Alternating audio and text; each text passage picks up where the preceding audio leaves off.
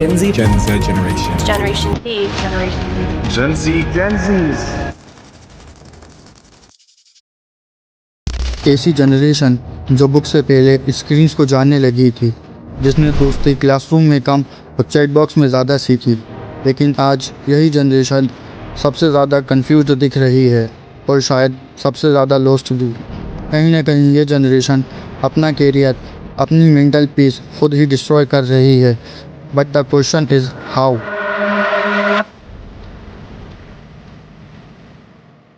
हर generation को एक promise दिया गया था, पढ़ाई करो, डिग्री लो, मेहनत करो और तुम्हारी लाइफ बेटर हो जाएगी। हमारे पेरेंट्स ने भी यही सुना था और हमने भी। बचपन से हमें बस एक ही फॉर्मूला समझाया गया, अच्छे मार्क्स लाओ, अच्छे कॉलेज में जाओ, डिग्री लो, फिर एक अच्छी जॉब मिल जाएगी और लाइफ सेट हो जाएगी। हम भी वही बिलीव करके बड़े हुए। Late night studies, competitive exam, constant pressure, comparison और एक होप कि इतनी मेहनत के बाद तो फ्यूचर सिक्योर हो ही जाएगा। लेकिन जेन ज़ी के साथ प्रॉब्लम ये हुई, जब हम बड़े हो रहे थे दुनिया टूट रही थी।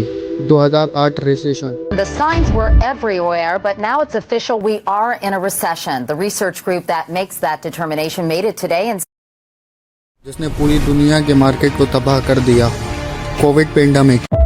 There's no way that you can have an event like this and not be changed. We were overwhelmed so quickly. There were literally makeshift morgues outside of the hospital. जिसने हमें हमारे घरों में रहने पर मजबूर कर दिया। इन्फ्लेशन, बढ़ती हुई महंगाई में रहना मुश्किल होने लगा। AI, ले offs, social media addiction, paper leaks, जिसने हमारा मोरल पूरी तरीके से डाउन कर दिया। और एक ऐसी रेस जहां रूल्स हर साल चेंज हो रहे हैं। हमारे पेरेंट्स के टाइम पर डिग्री का मतलब होता था स्टेबिलिटी, और आज डिग्री के बाद भी अनसर्टिनिटी मिलती है। सिचुएशन ये है, कंपनीज एक्सपीरियंस मांगती हैं, फ्रेशर्स के पास एक्सपीरियंस होता नहीं। जॉब्स ऑनलाइन दिखती बहुत हैं पर हायरिंग होती बहुत कम। और इसी बीच हमारी जनरेशन को बोला जाता है कि तुम डिस्ट्रैक्टेड हो, तुम इम्पेशिएंट हो और तुम मेहनत नहीं करते हो। लेकिन क्या सच सिर्फ इतना सिंपल है? सवाल ये नहीं है कि जेन ज़ी लेजी है या फिर स्मार्ट। सवाल ये है कि क्या हमारी जनरेशन पहली जनरेशन बनने वाली जो अपने पेरेंट्स से ज़्यादा स्ट्रगल करेगी, और अगर हाँ तो फॉल्ट जेन ज़ी का है या फिर सिस्टम का।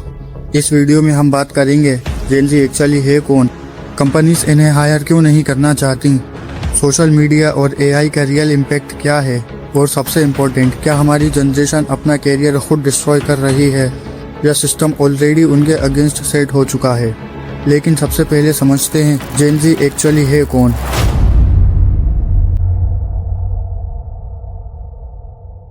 यह है पहली जनरेशन जो इंटरनेट के साथ पैदा हुई, जिनके बेबी फ़ोटोज़ फैमिली एल्बम में कम, फेसबुक आर्शीव्स में ज़्यादा मिलते हैं। पहली जनरेशन जिसके लिए स्मार्टफोन लग्जरी नहीं, सर्वाइवल किट है। वॉलेट भूल जाओ चलेगा, फ़ोन भूल गए तो आदमी आधा पैनिक अटैक में चला जाता है।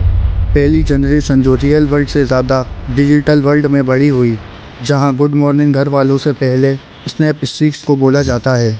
और शायद पहली जनरेशन जो मानता है कि फ्यूचर शायद उनके पेरेंट्स से ज़्यादा बेहतर नहीं हो, क्योंकि पेरेंट्स ने बोला था बेटा पढ़ लो, लाइफ सेट हो जाएगी। और जेन ज़ी ने डिग्री लेने के बाद देखा, congratulations, you are qualified for unemployment. India में अलोन 35 करोड़ से ज़्यादा जेन ज़ी हैं, मतलब इंडिया की ऑलमोस्ट 25% पॉपुलेशन। यह सिंपल लैंग्वेज में हर गली में एक बंदा मिल जाएगा जो बोल रहा होगा, भाई स्टार्टअप आइडिया है, बस कोडिंग नहीं आती। इनसे पहले मिलेनियल्स थे, इनके बाद जेन अल्फ़ा। लेकिन जेन ज़ी को सिर्फ एक एज ग्रुप बोलना गलत होगा, क्योंकि ये जनरेशन हिस्ट्री की पहली ट्रू डिजिटल नेटिव जनरेशन है। मिलेनियल्स ने इंटरनेट को एडप्ट किया था, लेकिन जेन ज़ी इंटरनेट के अंदर ही बड़ी हुई। ये वो जनरेशन है जिसने चाइल्डहुड में टीवी कम और यूट्यूब ज़्यादा देखा, कार्टून से ज़्यादा स्किप एड बटन देखा, और टीचर से ज़्यादा रैंडम मोटिवेशनल रील्स, बुक से ज़्यादा स्क्रीन से देखी, और फेस टू फेस कन्वर्सेशन से ज़्यादा ऑनलाइन चैट्स। इनके लिए टाइपिंग इमोशनल मूवमेंट होता है। PEW रिसर्च के अकॉर्डिंग यूट्यूब इन यूज़र्स के बीच सबसे डोमिनेटिंग प्लेटफॉर्म है। रफली 90% टीनेजर्स यूट्यूब यूज़ करते हैं। और होनेस्टली जेनजी का अटेंशन स्पैन इतना शॉर्ट हो गया है कि अगर वीडियो के 3 सेकंड में एक्सप्लोजन या हार्ट ब्रेक ना हो तो swipe. Average Gen Z screen time 7 से 9 घंटे के बीच है। मतलब टेक्निकली ये लोग अपने फैमिली मेम्बर से ज़्यादा स्क्रीन्स को देखते हैं और स्क्रीन्स भी इतनी लॉयल है कि रात को 3 बजे बोलती है स्टिल स्क्रॉलिंग। लेकिन इशू सिर्फ स्क्रीन टाइम का नहीं, इशू है एल्गोरिथम का। जेनजी को दुनिया या बुक्स ने नहीं, एल्गोरिथम ने शेप किया। उनका entertainment, friendship, shopping, news, career advice सब ऑनलाइन शिफ्ट हो गया। कभी कभी लगता है जेनजी का करियर काउंसलर इंस्टाग्राम रील्स ही है। प्रीवियस जनरेशन टेक्नोलॉजी यूज़ करती थी, लेकिन जेनजी टेक्नोलॉजी के अकॉर्डिंग थिंक करने लगी। हर जनरेशन को कोई ना कोई डिफाइनिंग इवेंट शेप करता है। बेबी बूमर्स को पोस्ट वॉर ग्रोथ ने शेप किया, मिलीनियल्स को इंटरनेट बूम ने शेप किया, लेकिन जेनजी को एक सिचुएशन ने नहीं, कई सिचुएशंस ने शेप किया, जैसे recession, Covid pandemic, layoffs, paper leak etcetera. और ऊपर से रिलेटिव्स, शर्मा जी का बेटा ऑलरेडी सेटल्ड है, तुम कब सेटल्ड होगे। जेनजी ने स्टेबल दुनिया कभी देखी ही नहीं। जब स्कूल्स में थे तब फाइनेंशियल क्राइसिस हुआ, जब बड़े हो रहे थे तब सोशल मीडिया एक्सप्लोड हुआ, और जब अडल्टहुड में एंटर हुए तब पूरी दुनिया लॉकडाउन में चली गई। मिलियंस ऑफ स्टूडेंट्स ने ऑनलाइन क्लासेस अटेंड की, जहां कैमरा ऑफ करके आधे स्टूडेंट्स सो रहे होते थे और टीचर्स खुद बोल रहे होते थे am I audible. Graduation cancel हुई, सोशल डेवलपमेंट रुक गया और एक पूरी जनरेशन ने उसका सबसे इम्पोर्टेंट फेस बेडरूम के अंदर स्पेंड किया।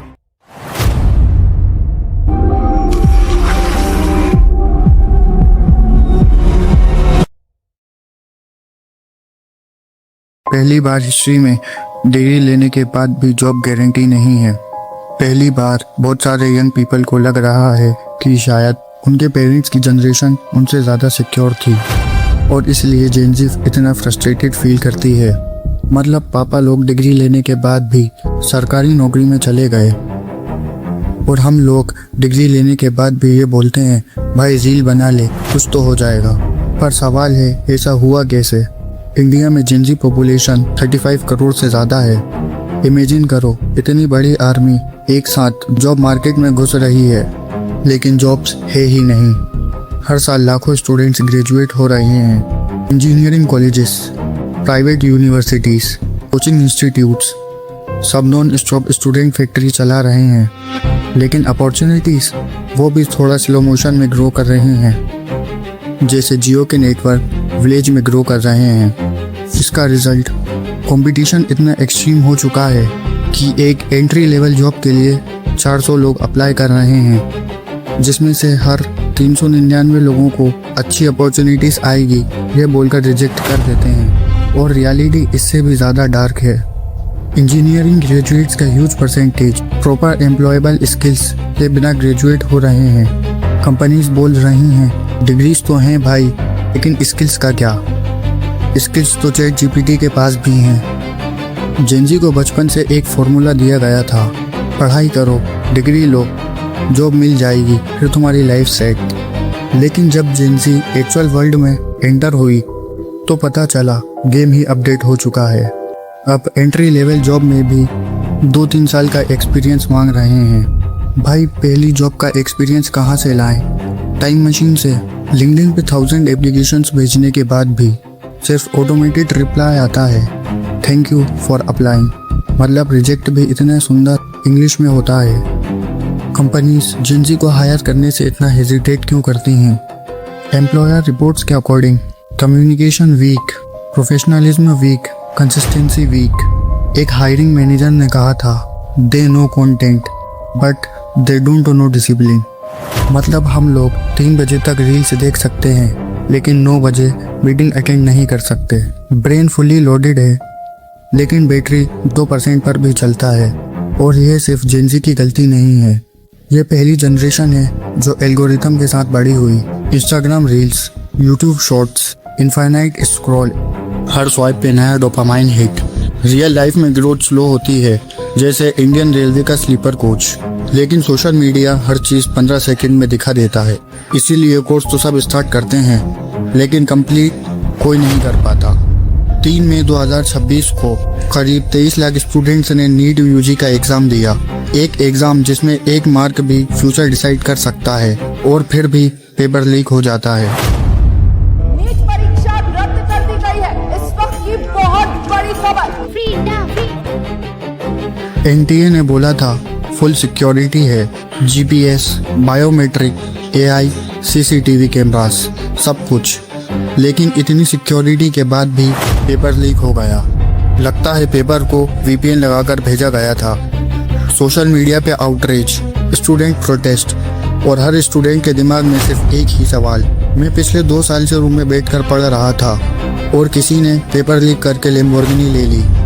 और ये पहली बार नहीं था, 2024 में भी ऐसा ही हुआ था। मतलब सिस्टम अब एनुअल मेंटेनेंस में पेपर लीक भी शामिल कर चुका है। सुबह उठकर इंस्टाग्राम खोला, कोई 22 साल का बंदा लैम्बोर्गिनी दिखा रहा है। फिर ट्विटर खोला, how I made 20 lakhs at 23। और फिर हम अपनी लाइफ से कंपेयर करते हैं, जैसे मिडिल क्लास का बेटा खुद को अंबानी के साथ कंपेयर कर रहा हो। रियलिटी ये है, मोस्ट करियर स्लोली बिल्ड होते हैं, लेकिन एल्गोरिथम सिर्फ एक्सट्रीम से दिखाता है, जैसे luxury, money, perfect bodies, perfect relationship. Average life तो शो ही नहीं करता, क्योंकि वो तो एल्गोरिथम के लिए स्लो कंटेंट है। अब फ्यूचर भी अनसर्टेन लग रहा है, क्योंकि एआई आ गया। Writers are scared, designers are scared, coders are also scared. सब सोच रहे हैं कि मेरी स्किल फ्यूचर में भी काम आएगी। आयरनी ये है, जेनजी एआई से सबसे ज़्यादा डरती भी है और सबसे ज़्यादा यूज़ भी करती है। मतलब दुश्मन को ही चीट कोड समझकर यूज़ कर रहे हैं। तो क्या जेनजी लेज़ी है?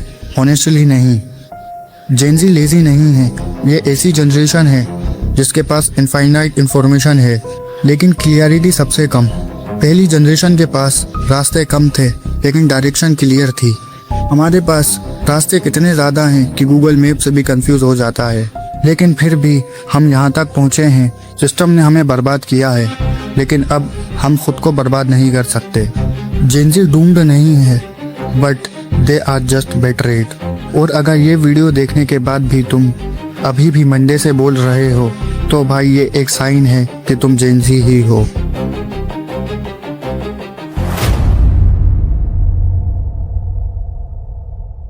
हर जनरेशन की लाइफ में एक ऐसा मोमेंट आता है जहाँ डिसाइड होता है कि वो प्रेशर के नीचे टूटेगी या फिर इवॉल्व करेगी, या फिर जैसा हम जेनजी करते हैं, प्रेशर में नेटफ्लिक्स खोलकर सोचते हैं कल से पक्का करूँगा।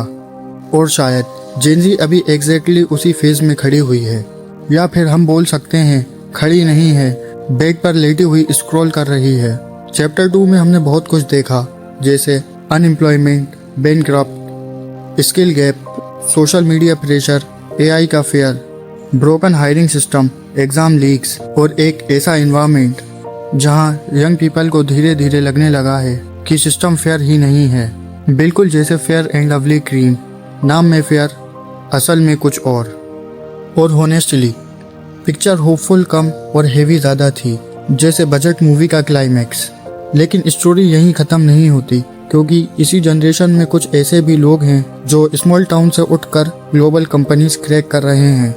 इसी जनरेशन में ऐसे क्रिएटर्स भी हैं जो ज़ीरो कनेक्शन के साथ इंटरनेट पर अपनी आइडेंटिटी बिल्ड कर रहे हैं। और दूसरी तरफ हम लोग पिछले 3 महीने से रील से देखकर सोच रहे हैं कल से काम स्टार्ट करूँगा।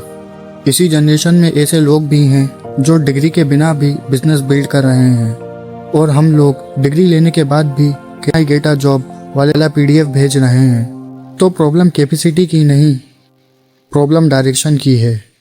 हमें सबसे पहले एक अनकंफर्टेबल ट्रुथ एक्सेप्ट करना पड़ेगा, सिस्टम परफेक्ट नहीं होने वाला।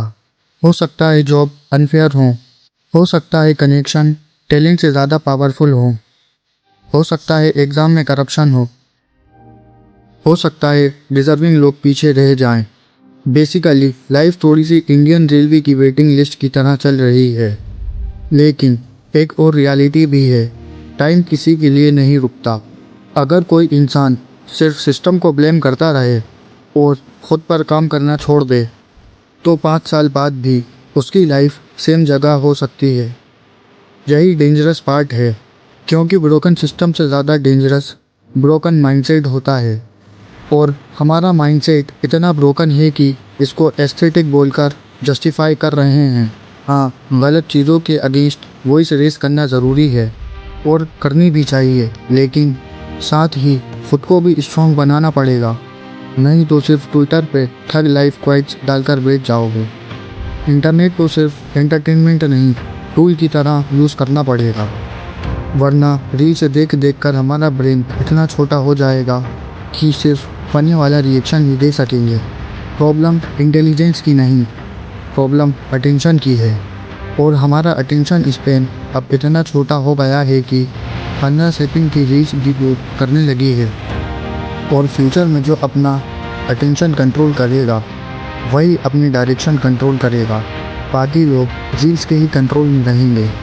इसीलिए फिज़िकल एक्टिविटीज़ इम्पोर्टेंट हैं, बुक्स इम्पोर्टेंट हैं, ऑफलाइन टाइम और रियल कन्वर्सेशन इम्पोर्टेंट है, क्योंकि constantly distracted brain long term future नहीं, सिर्फ नेक्स्ट रील सोच पाता है। बहुत लोग जेन्युइनली डरते हैं कि एआई उनकी जॉब रिप्लेस कर देगा। भाई, एआई अभी गुड मॉर्निंग वाला स्टिकर स्टेटस नहीं लिख पा रहा है ठीक से। एआई हमारी जॉब डायरेक्टली नहीं खाएगा, बल्कि वो इंसान रिप्लेस होगा जो एआई यूज़ करना नहीं सीखेगा।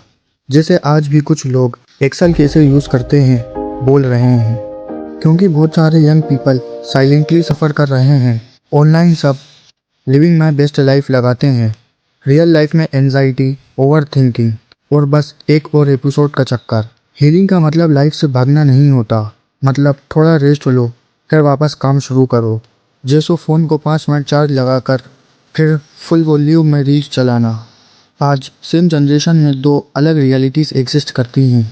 एक वो जेन ज़ी जो पूरा दिन कंज्यूम कर रही है, स्क्रॉलिंग, कंप्लेनिंग, सिस्टम ख़राब है बोल बोल के अपनी लाइफ को भी ख़राब कर रही है। और दूसरी जेन ज़ी जो क्वाइटली बिल्ड कर रही है, लर्निंग, फेलिंग, इम्प्रूविंग, और कभी कभी सीक्रेटली सोच रही है कि ये लोग इतना स्क्रॉल कैसे कर लेते हैं। और शायद फ्यूचर इंटेलिजेंस डिसाइड नहीं करेगा, अटेंशन करेगा। तो क्या जेन ज़ी का फ्यूचर डेंजर में है? हाँ, लेकिन सिर्फ उन लोगों के लिए जो अभी भी कमेंट सेक्शन में बिल्कुल सही है भाई लिख रहे हैं और कुछ नहीं कर रहे। लेकिन जो रिस्पॉन्सिबिलिटीज़ लेंगे, स्किल बिल्ड करेंगे, अटेंशन प्रोटेक्ट करेंगे, कंसिस्टेंसी मेंटेन करेंगे, उनके लिए ये हिस्ट्री का सबसे बड़ा अपॉर्चुनिटी फेस हो सकता है।